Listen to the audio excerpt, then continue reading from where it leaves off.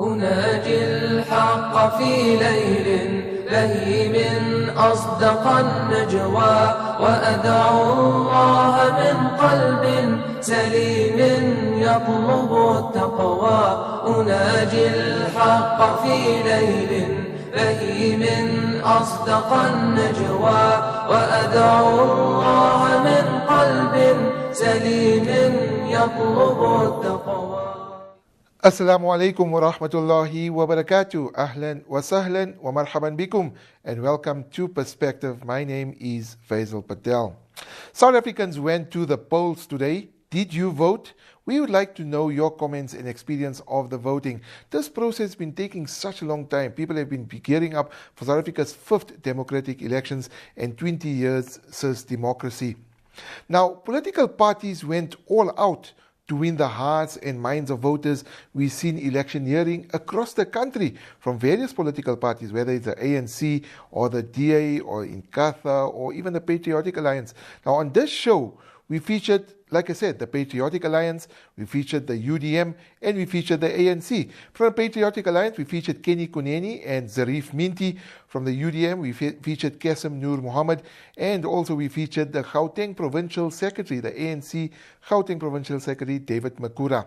Now, City Press reported that the 2014 general elections could have seen the lowest voter turnout since democracy was established in 1994. The newspaper reported that 46% of eligible voters were likely not to turn up at the polls. This is where this question comes in. Did you register to vote? Did you go to the polls? I don't want to know who you voted for.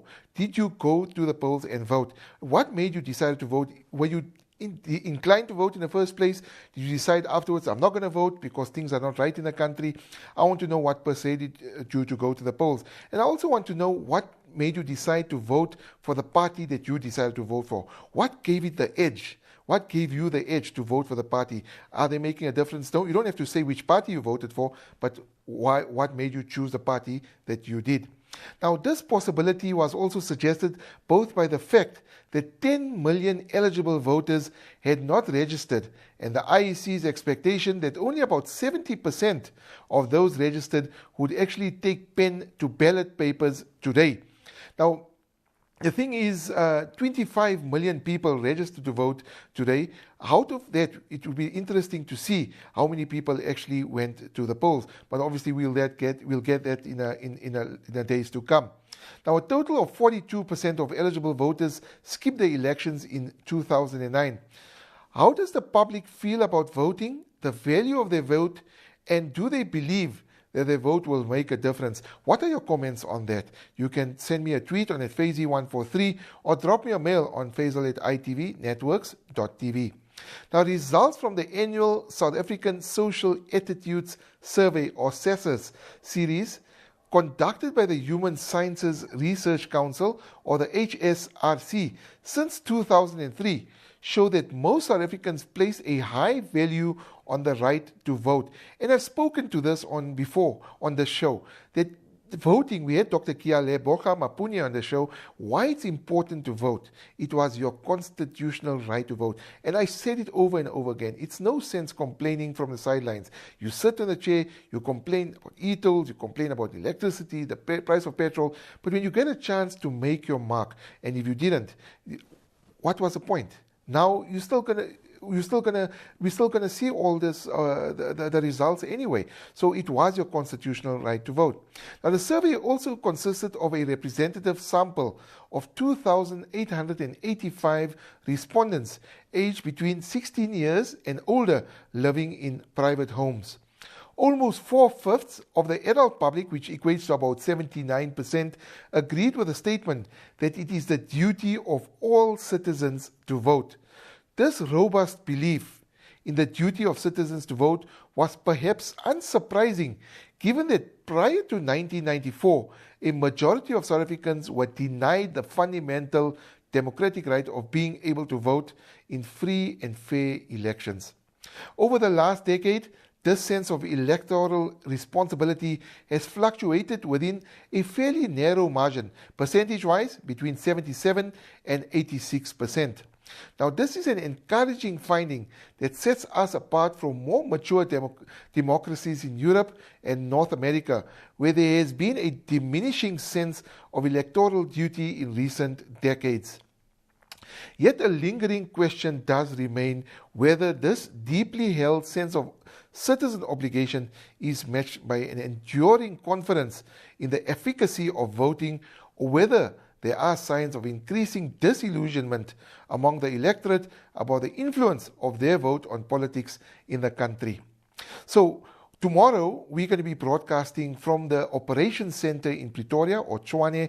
You can stay tuned to ITV for live updates, where we will give you the leaderboards. We will have focus on the leaderboards, who's leading the elections, which constituencies, and we'll also bring you live interviews from the Operations Center in Pretoria. I will be there, and then inshallah, we will have updates for you on regular intervals from the IEC Center in Pretoria. So stay tuned to ITV for cutting-edge election news and updates as far as who is going to win the elections or not. And for that story, another story that I think has taken a back seat for a while has been the Oscar Pistorius trial. It's back on Monday. It started. There's witnesses being called. Now, the legal team for the murder-accused Olympic and Paralympic athlete Oscar Pistorius continued calling witnesses in his defense when his trial resumed in Pretoria on Monday after a 2-week adjournment. What are your thoughts? Do you think, let's ask this question, do you think that given the elections and given Oscar Pistorius has started on Monday, do you think there's still the interest there was before the elections? I'd like to know your comments. You can tweet me or you can send me a mail. Now, like I said, the matter was postponed to allow the legal teams involved, including the state prosecutor Gerrie Nel and the defense attorney Barry Roo, time to deal with other cases which had been put on hold as a result of this particular one. Now remember, these are Gerrie Nel is also a state prosecutor. He's got a lot of other cases, and all these other cases have been put on hold because of the Oscar Pistorius trial. And it's going on for a long time now. It might even go longer as well. Now, what happened? The Blade Runner is accused of murdering his girlfriend, model Reva Steenkamp, at his home on Valentine's Day last year. It's also reported that Pistorius' legal team will be hoping to fight back. Remember what happened just before the adjournment? Prosecutor Gerrie Nel annihilated Pistorius and forensic expert Roger Dixon in cross-examination. So they will be trying to recoup some of the damage that was done by Gerrie Nel in the whole case. So although it's not taking precedence, a lot of people are reporting the elections are taking precedence at the moment, but Oscar Pistorius is not forgotten. I want to know what your feedback is. Is it still generating the interest that it generated prior to the elections? Now, another story that I covered recently, it's in the area of Lenasia or Lawley. Residents from the Lawley informal settlement have invaded land along the Lawley Road, which is just south of Johannesburg. Now, the residents formed small groups, I was there, on the land while community members addressed them, but there was a heavy police presence, a lot of Metro police that sort of coordinating to ensure that violence doesn't break out as well. Now, according to a community member by the name of Thabangu Masukela, he's a member of the community at the informal settlement residents, and he says residents went to claim their land after a deputy chief whip of the council, and his name is Justice Ngalankulu. He told the leaders of the community that this Lawley should be your new home.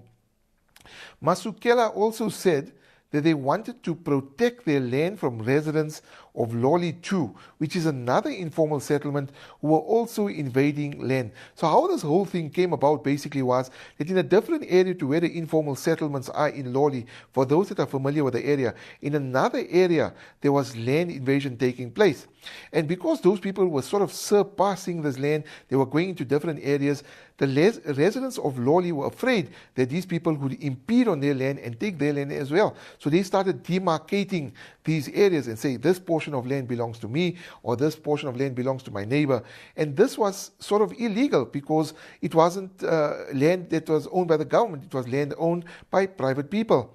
Now, the land that the residents are claiming belongs to Frederick Joseph and Millas Jane Mary. There are a couple that are living or own this land where the residents are actually claiming. Now, according to them, I've spoken to their sons.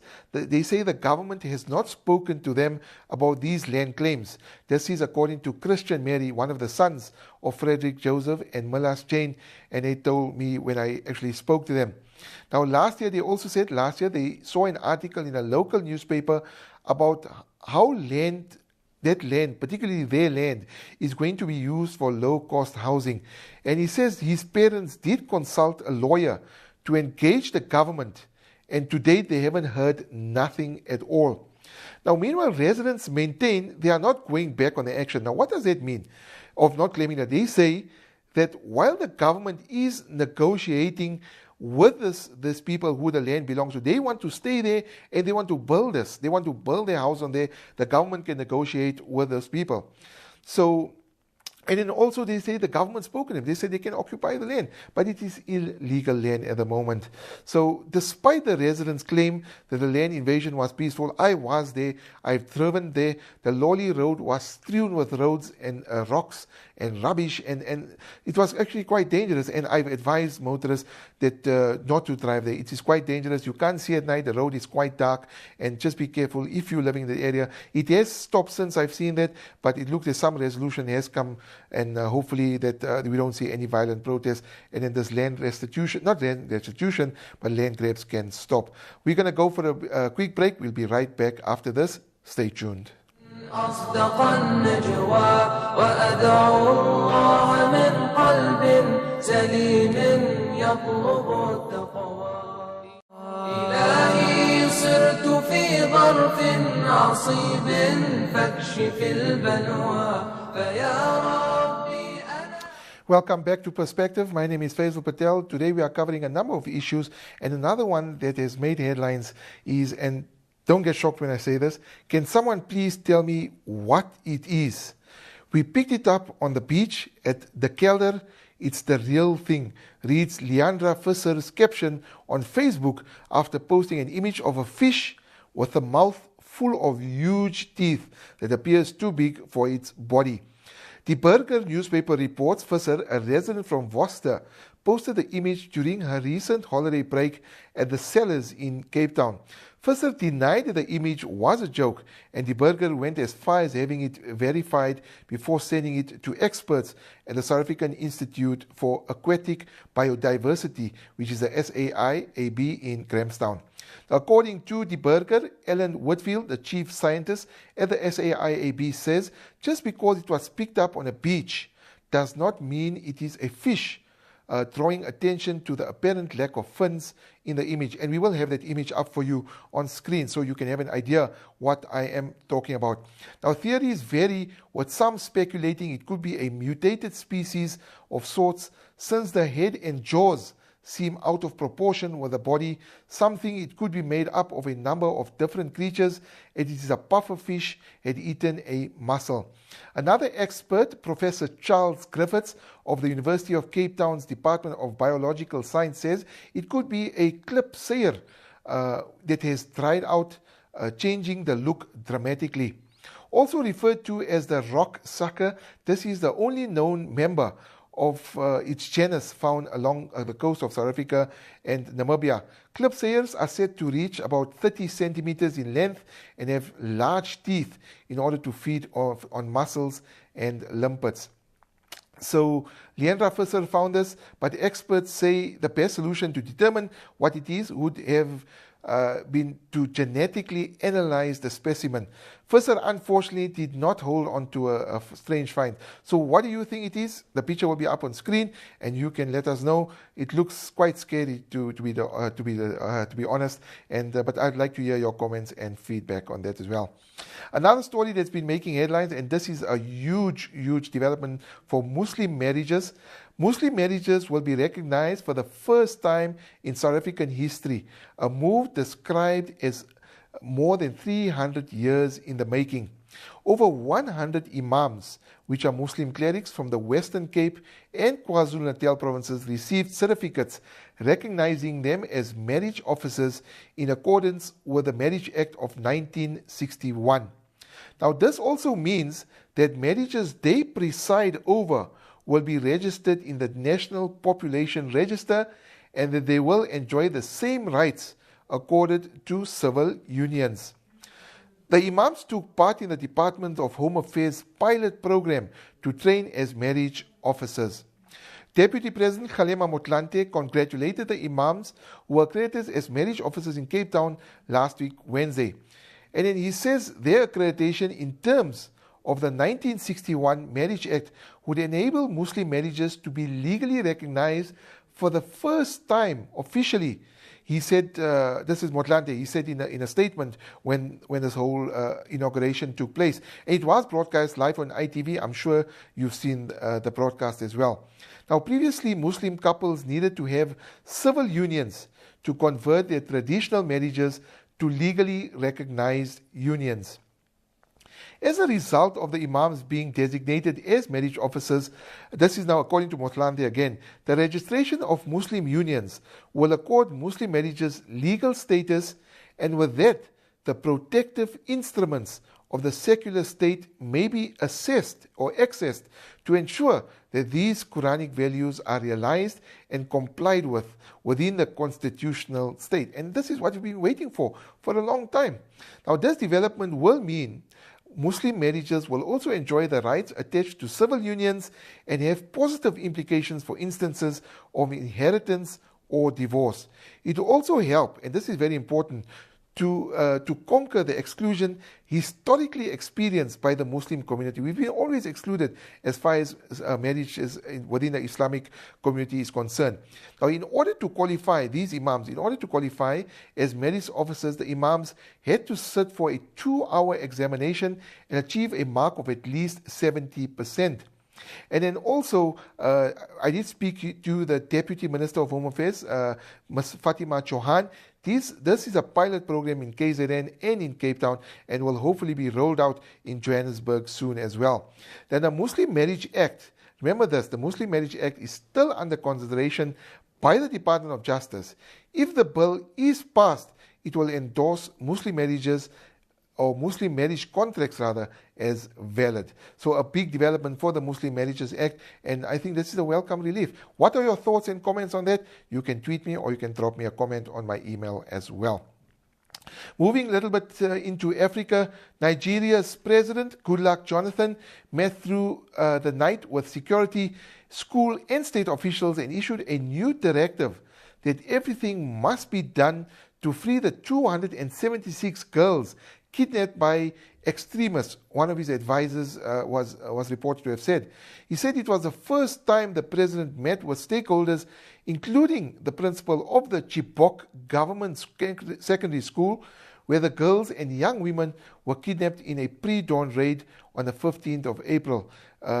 This is according to the presidential advisor, whose name is Reuben Abati, and he was speaking to reporters. Now, Nigerians are outraged at the failure to rescue the students, and the protest marches last week in major Nigerian cities as well as New York City have spurred action Jonathan's government, to which many see as uncaring of the girls' plight.